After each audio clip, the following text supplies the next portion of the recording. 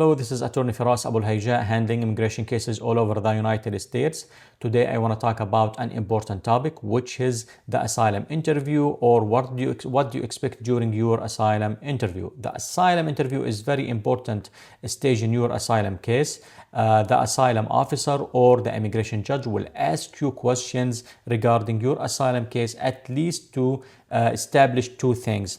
First, to check your credibility. Second, to check if you are eligible for an asylum or no. So first thing, they will ask you about questions about your asylum case to determine your credibility, to see if you are a truthful person or no, to see if your story is real or no. The second part, they will ask you questions also to discover your eligibility for an asylum.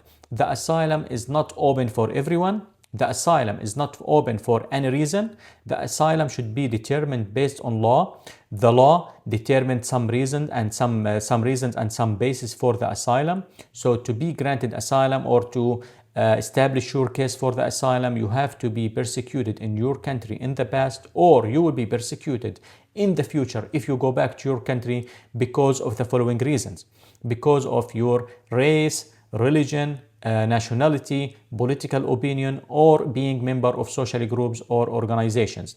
So you can establish your case not on all these reasons. You can establish it based on one reason. If you have it, if you can prove it, the judge will consider it, and the judge will grant you asylum if you can prove your fear and prove you will be persecuted in your country in the future if you go back to your country.